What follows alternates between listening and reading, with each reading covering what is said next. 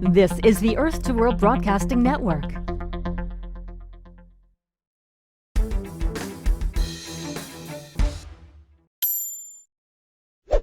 Welcome back to HFO TV. I'm Greg Frick, partner at HFO Investment Real Estate. Today we're joined by Sheila Martin, Director and Professor at the Institute of Portland Metropolitan Studies and Population Research Center at Portland State. Thank you for coming. Thanks. There's been a lot of changes. We've all heard a lot of interesting things about demographics and the changing of the population.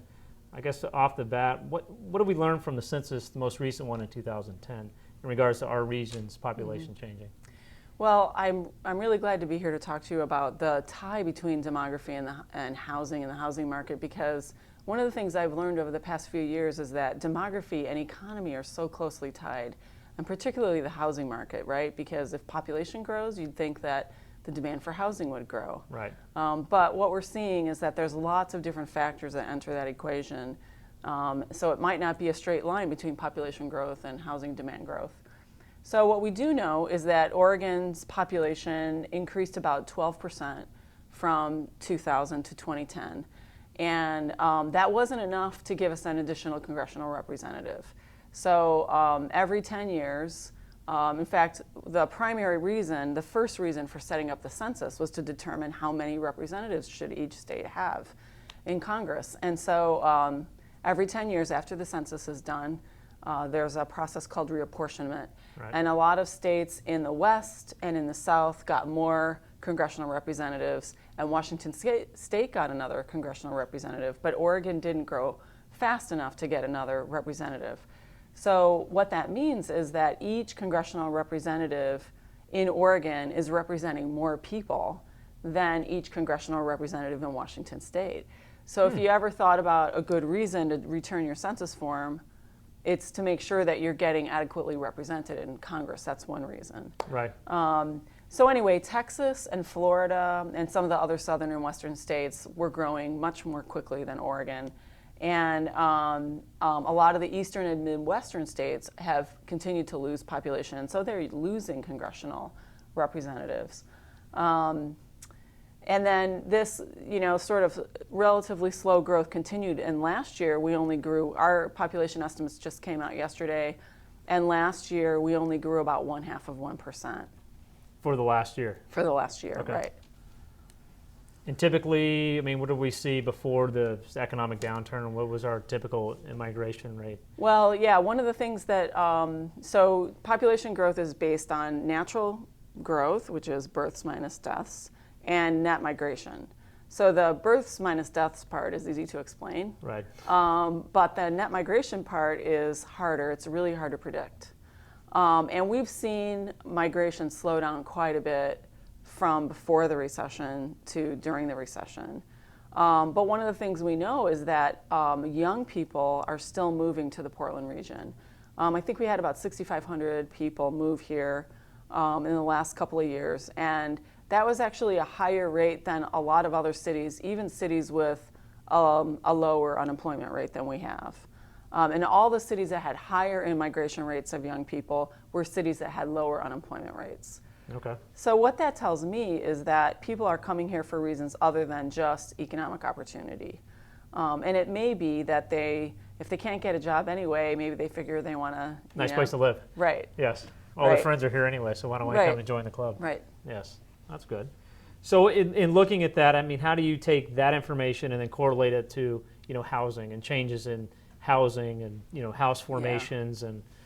So household formation happens when people move here and, buy a house or rent an apartment, or when a young person leaves their home and gets a house or an apartment, or leaves group quarters like a dormitory and gets a house or apartment. And there's been a slowdown in the household formation rate. So, you've heard anecdotes probably about, parents whose kids came home from college and they thought they were done with them, but they're, still there, fixing up the extra room again. And I think there's also quite a bit of multiple roommate housing situations. And I think that people are just afraid of committing to staying in a particular place because our economic recovery has been so tenuous. So in looking at looking forward, looking at the immigration coming in, looking at the house formation, so we kind of have to adjust the numbers when we say we have a net migration of X, therefore that should generate this many new households because of what we've seen the last couple of years? Yeah, persons per household, you sort of look at persons per household, and that can tell you something about what your household formation rate should be. And we didn't see a big change in persons per household from the last census to this census.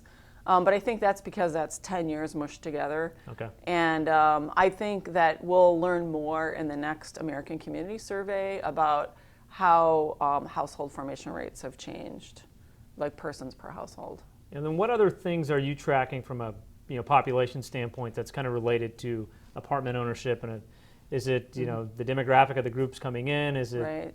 Well, I mean, we're all getting older, right? And so our metropolitan region has a larger percentage of people over 65 than it did in 2000. And so we need to think a little bit about senior housing. We need to think about the kinds of places that the baby boom generation is going to want to live. And we need also to think about family housing, because as the younger sort of hip generation decides, wow, maybe I do have a good job now and it's time to start a family, we need to think about where are they going to want to live, what kind of housing stock are they going to want, and are they going to be able to afford it? Right. I also think that at the same time we have a big surge in the Hispanic population, and the Portland region is becoming much more diverse, primarily because of the growth in the Hispanic population. The under 18 population is now, if you look at white alone and not Hispanic, it's only among the kids about 56%. So we're going to be majority minority among the under 18 population pretty soon. So as that demographic gets older. Right. Right. And what we know about that population is that they marry younger, they have larger families, and they have multi-generational households. Right. And so we need to be thinking about that in terms of the availability of housing, the affordability of housing, and where housing is located.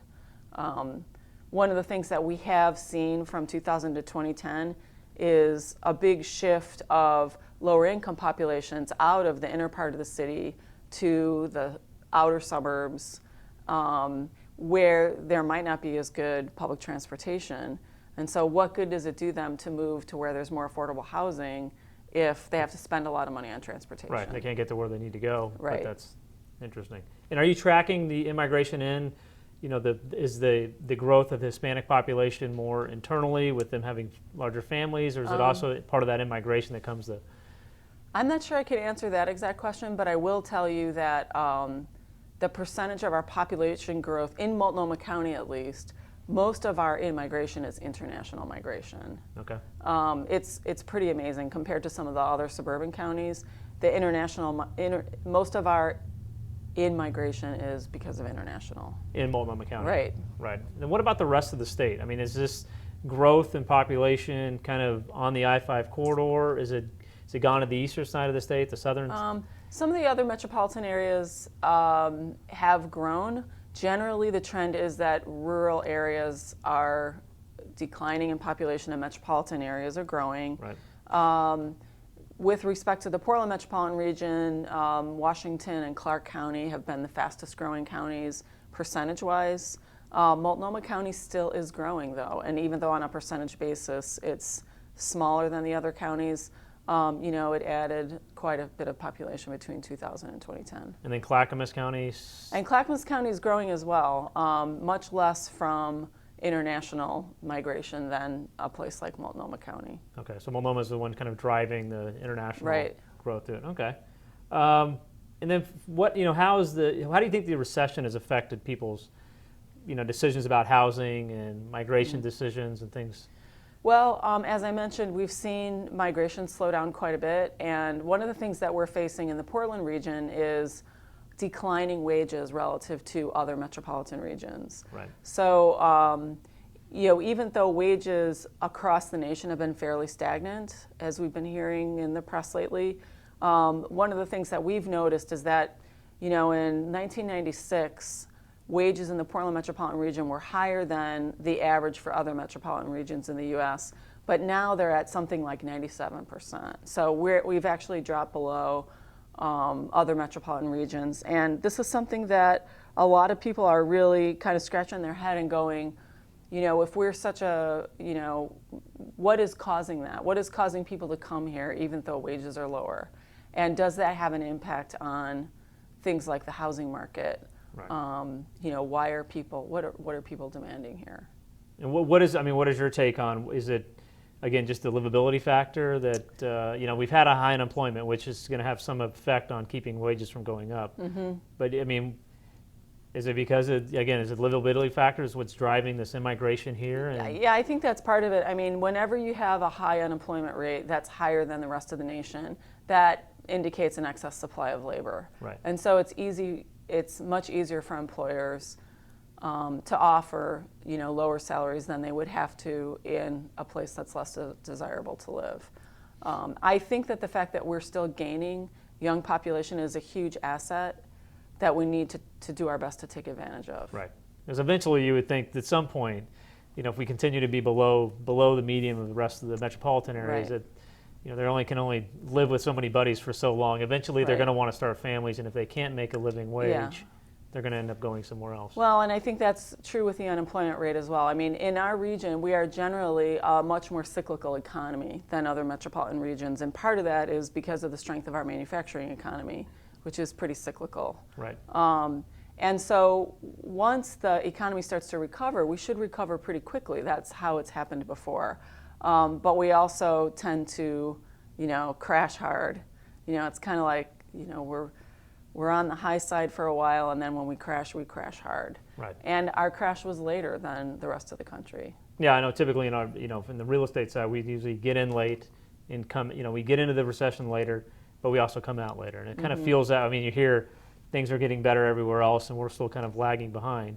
I guess the hidden lining is we still have this immigration of this population coming in. So for apartment owners, it's been good, but there's this kind of underlying question of, if we don't get wage inflation, there's a limit to what you can do with your rents. Right. And that's, it's right now it's great, but down the road, at what point, like I said, until we get some job growth, you're going to kind of cap out at what you can charge for rent. You can only have so many people living in a unit. So interesting. What kind of housing policy issues do you think our elected leaders should be thinking about, from emerging from this recession and looking at the data?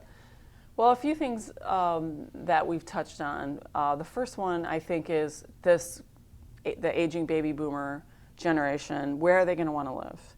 What kind of communities do they want to live in? I think that there's been a lot of emphasis in our community about 30-minute neighborhoods, 20-minute neighborhoods, walkable neighborhoods. And as the baby boomer generation age, they're not going to want to stop doing a lot of the things that they're doing. But they're going to want more convenience. And so, I think that we need to gather better information about what they're going to want as they grow older, and make sure that we're, building a city that's what we might call age-friendly, that's welcoming to people of all different ages. Right, from the early 20s to the, over 65. Right. I think also one of the things that is an issue is getting some education about the importance of knowing what your credit score is. And, because I think with credit being so tight, right. people are sort of, pretty baffled about, not being able to get a loan. This relates to the owner housing market, but, I think that we need a little bit better education for people about, know your credit score, understand what affects it, and understand that, and the recession is affecting credit scores, but how can I get back on the road to getting a good credit score so I can rent an apartment or right. buy a house? And I think also this issue of, the growth of the Hispanic population and the potential for larger households, it's hard to find rental housing, as far as I understand it, that can accommodate large families. And if that's a continuing trend, we're going to have to think about how we're going to build a city that's welcoming to that population. Right. Look, from the multifamily side, you just don't see I mean, I could count on my hands the number of units that have, four, predominantly 3 and 4 bedroom units. It's just not typically done. And we had a lot of the larger units, the last kind of boom were converted to condos.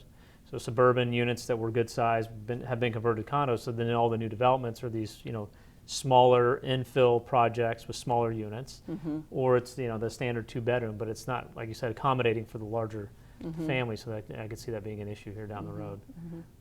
And then I think another trend that we're seeing, which is, it's sort of a housing issue, but it's really more of a broader economic policy issue, is that the population of baby boomers that's retiring has a higher educational attainment rate than the cohort behind them. Right. So because that's tied to income, that is going to limit, that lower educational attainment rate is going to limit their income progression as they get older and peak in their income in their later years.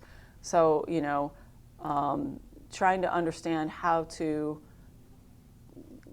provide people career ladders that offer them higher income potential, I think, is an important thing for us to do. So you think this may be the next first generation that doesn't outdo the previous, from a standpoint of income and quality of life? I'm not the first to say that. No, I know, yeah. But yeah, you can imply that, I think. Yeah. Then what kind of things do you see that the average person would be surprised to know regarding kind of the population numbers for this region? Is there something that you see that's like, geez, this isn't really, from what the stereotypes are out on the street? Well, I think the most surprising thing to me was when I saw what percentage of the immigration in Multnomah County was international immigration. I mean, we think of Portland as this place that attracts the young and the hip crowd of 20-somethings. When the youngs go to retire. Yeah,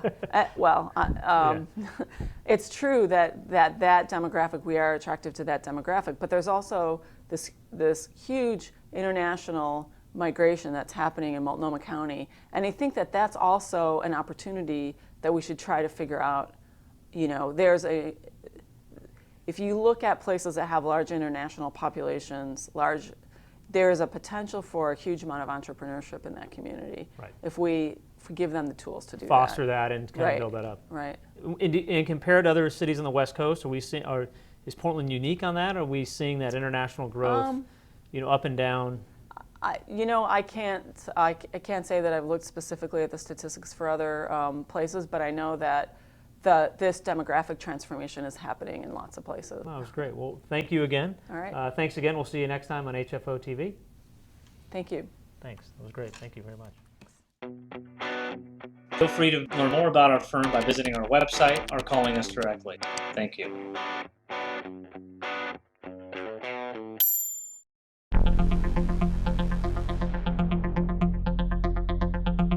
This is the Earth to World Broadcasting Network.